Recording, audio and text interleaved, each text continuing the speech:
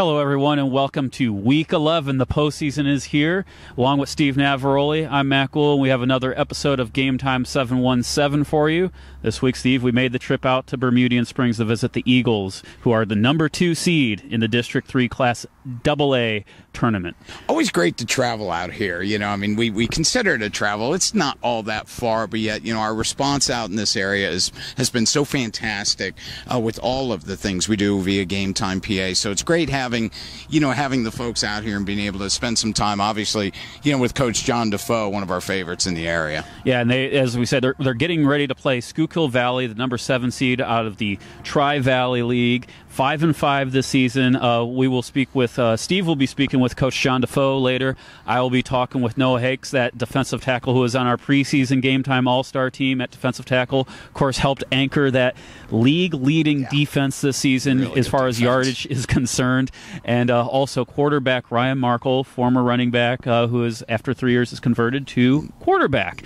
So we'll talk to them a little bit more. But Steve, let's break down, just talk about the brackets a little bit. First, single A, York Catholic gets the home game. They won't be playing for another week. They'll be playing host to Steel High in a rematch of the last year's district championship game.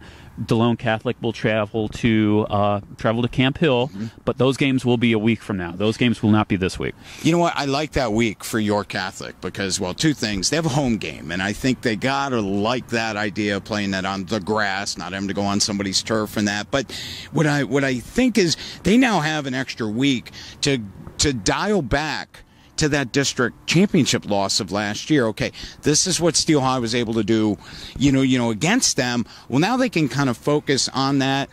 You've got an experienced quarterback, an experienced receiver, and just some kids that have lived it. And I think it's going to be good for the Irish to have that week off. And the other side is, DeLone, here's a team that, they've been up and down, but I think right now you got to say they're on the rise. To get a week to heal up a little bit, and that's got to be much better for them on a 4-versus-1 contest. Yeah, so I think that's the number one thing most coaches would tell you about is the healing aspect of getting that week off for those small schools. Now moving up to AA, Bermudian beat Biglerville last week in their rivalry game in Week 10. Biglerville was holding on to that 8th seed, and they still held on to it. They will now have to travel up to Berks Catholic, the number 1 seed and defending district champ. Well, okay, obviously that is a monster matchup in that. I mean, that's really going to be a tough one. But just the fact that they're there, I think this is a team, everybody might knock moral victories in that, but this is a team that can just take pride into getting there. I don't know many of us that would have said they were going to make an 18 field in the playoffs. And then, they made it. They had a much better than expected season, and they return a lot of those kids. Talk about a game you can build on regardless what happens. Are you sure the monster matchups aren't over with? I mean, last week was Halloween. Well, that's true, and they had to play Bermudian, which is a monster, believe me. But another monster, yes, another monster. Now we'll turn our attentions to AAA real quick, and we'll start with West York, the number 2 seed, trailing Bishop McDevitt, of course, the defending district champs there. West York playing host to Donegal in week 11.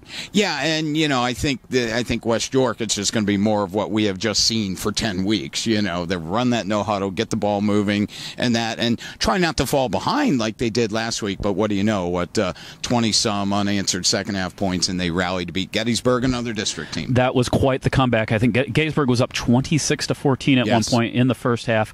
Up at halftime, 26-20.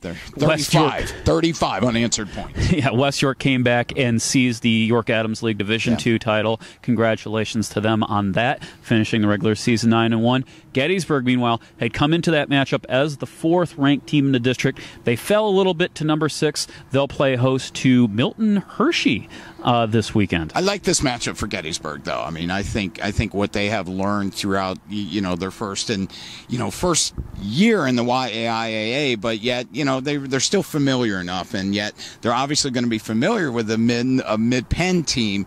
This is a good matchup for them to start with. Speaking of the mid-pen, Redland is the one team in York County that outside of the York Adams League that qualified for districts. They are the 5th seed. I believe they will be playing host to Solanco. Also, one other team from the York Adams League, one of the 9 teams that made it, Eastern York.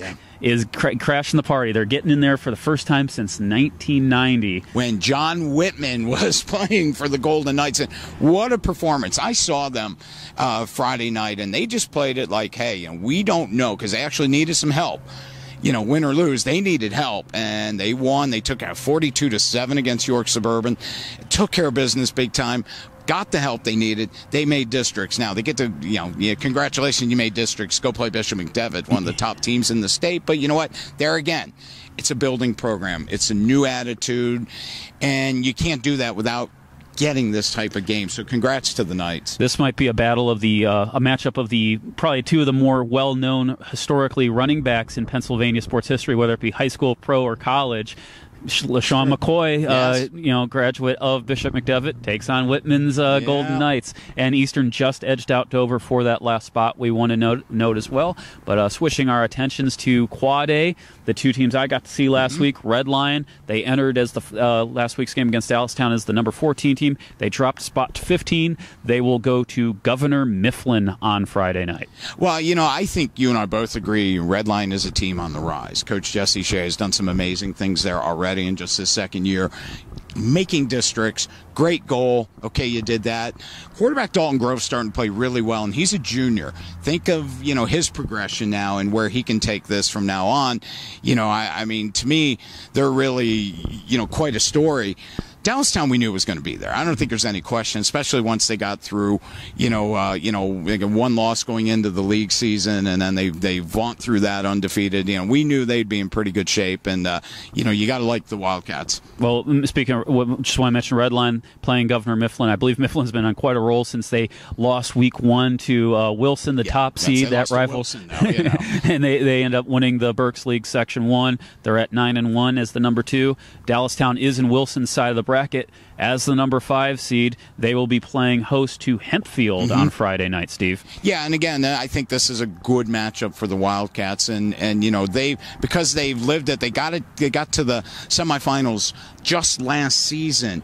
That is great experience, and honestly, would I be surprised to see them get right back to the semifinals? Unfortunately, be Wilson, but you know what? Unfortunately, last year was Cumberland Valley, and you and I were both there. They handled that game quite well. Just a couple turnovers cost them. So this is a program that's just done amazing things over Coach Kevin Meyer's tenure, and it's just continuing. And you mentioned, it's experience that they'll have this time that they did not have last year. No question about it. That will serve them well in the games to come.